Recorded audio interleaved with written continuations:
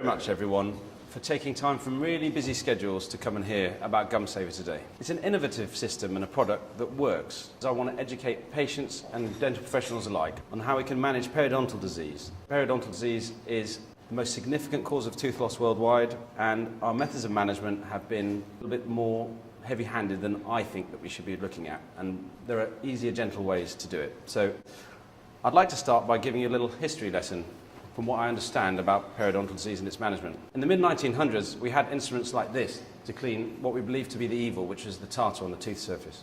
It doesn't look very comfortable, and I'm sure it wasn't very well tolerated at the time. The first writings I found about scaling and polishing, or the approach to management of tartar, were in Dental Cosmos. And in 1883, a surgeon wrote about a pessary he used with camphor and eucalyptus, trying to calm down the inflamed gums before going in with his instrument. But that brings me to the mid-1980s, where I believe the revolution began.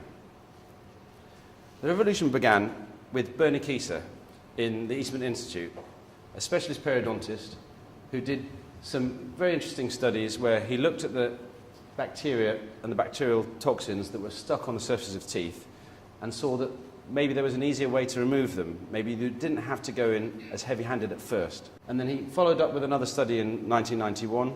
And then he started advocating the use of brushing beneath the gum. But it wasn't until 2001 where we saw a study by Carey in Australia, sponsored by the Australian government, to use these little brushes you see in the corner. The dentist would brush beneath the gum surface himself or herself with these brushes on teeth that were due to be extracted. Now, on those teeth, when they were extracted, they stained the teeth and showed that nearly all the bacteria had been removed. It was really the change that was needed to happen. And it wasn't until I heard about this technique of approaching the gums from underneath using this brush here, which is an interspace brush from Phil Ower and the late Graham Smart, when I heard a lecture that they gave in 2005 at the BDA. And in that lecture, they showed a series of x-rays of teeth that I think the average dental professional would have thought were doomed. And those teeth had lasted 5, 10, 15, up to 20 years, and that was fantastic. So the very next day, I took that to one of my patients. Thankfully, a new patient came in with periodontal disease, and I gave the technique and the instruction with the brush. And wow, it made such a difference. Loose teeth firmed up within 2 weeks. I couldn't believe the change that had happened. The problem is, having used that system for many years, it was very difficult sometimes to get that through to the patient. The angles are awkward. With this brush, in order to get up into the upper reaches of the mouth, you need to tuck the elbow in tight to the body. You also need to go like this, and you end up in really strange positions in order to do the mouth. Essentially, you end up doing the birdie song just to do a good job of doing your mouth. So you have to go here and here and here, and that's it. It's necessary, and of course my patients understood that because I made light heart of it, and they managed to find a way. But it's not easy to reproduce and replicate in the home. And often they would find that they were using the in-space brush as typical in-space brushes, and a little bit like this. You might not see it clearly, but an in-space brush is inserted in between the teeth.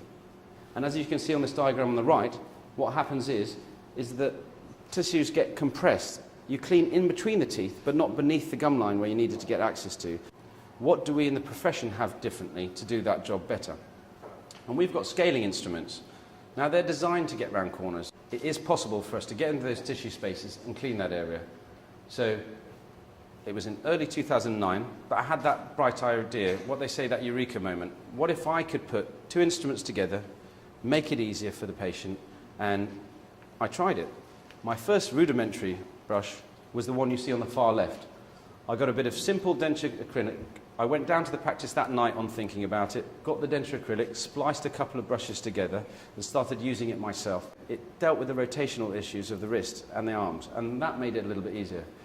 I then went, with the blue brush you see there, to a prototyping company in Birmingham who made me the handle and allowed me to make this brush, which is what patients used in the study that we've done, that we'll be presenting later.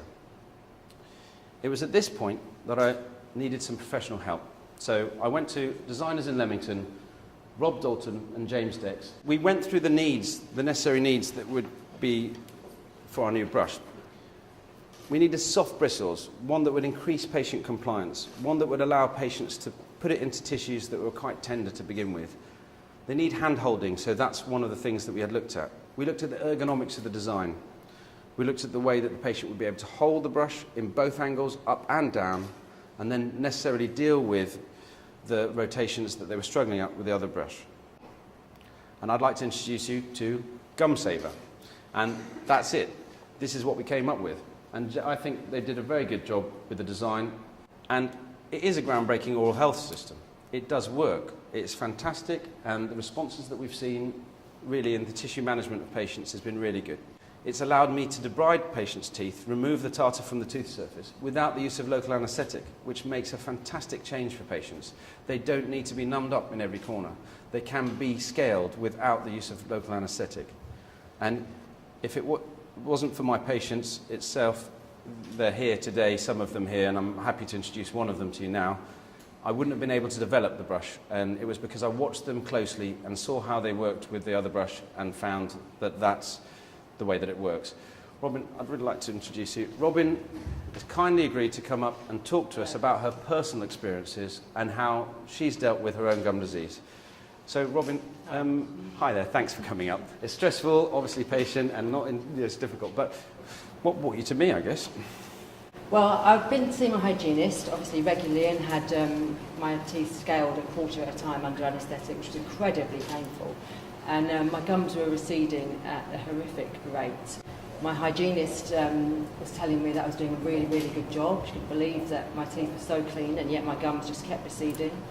I went to see the doctor, had medical tests to see if there's an underlying problem. Everything seemed fine. And my dentist and hygienist seemed at a loss of what to do. And I was really, obviously very, very upset about it. And actually, you don't know this, but a couple of friends of mine had been to see you years ago and told me what a fantastic dentist you were. So I came along to see you. Thank you very much. And I gave you one of these prototypes, didn't I? Yeah. And maybe you'd like to describe how you got on with it. I mean, what is it that you experienced? Basically, you sent me home with this, and I started to use it, and my teeth bled profusely. I had a cup this size that was just up to here with blood, and I carried on for a couple of days, and within 3 days that stopped. Foul as that is, within 3 days that had gone down to minimal bleeding. Came back to see you after a couple of weeks, and you just really encouraged me that it was getting better and to persevere and carry on, showed me how to use it again, and gradually over the next 2 weeks it just the bleeding virtually stopped. And it was just only in a few difficult areas. So it's difficult to work with to begin with? Yeah, it was difficult, but it was nothing compared to having scaling and having anaesthetics, which I found incredibly difficult to tolerate and extremely painful, probably because my gums were so sensitive.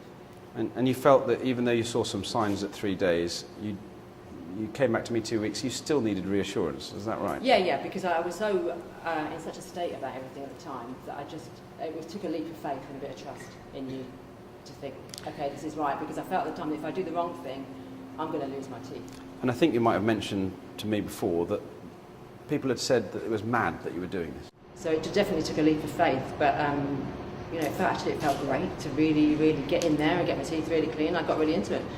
Fairly quickly, it became a really good, it became a habit. Well, thank you. And what do you think about your gum disease now? How do you approach it? What's your thoughts? I mean, going forward. I think I've got an ongoing problem that I'll probably have for the rest of my life, that I have got to always work at and always manage. And I can't let up on it, but I'm now in control of it, and I can do it myself, and I can do it within the comfort of my own home. And if I come and see you regularly and spend time with you having checkups rather than treatment all the time, I will be able to keep on top of it and keep it at bay. Whereas before I was pretty doomed. I felt pretty doomed. Tooth loss. And I think the comment you made earlier about the looser teeth and the firming up of the teeth, I made earlier, and in fact we've discussed in surgery before, is actually a nice moment when your loose tooth becomes firmer. And yeah. All my teeth are firm now. Before I had 2 really wobbly teeth, and the old back ones I had about 3 or 4 wobbly teeth, and I don't now. Well, Robyn, thank you very much for talking to us. Thank you, Robyn. Thank you very much. It's very difficult and tricky to talk. Thank you very much.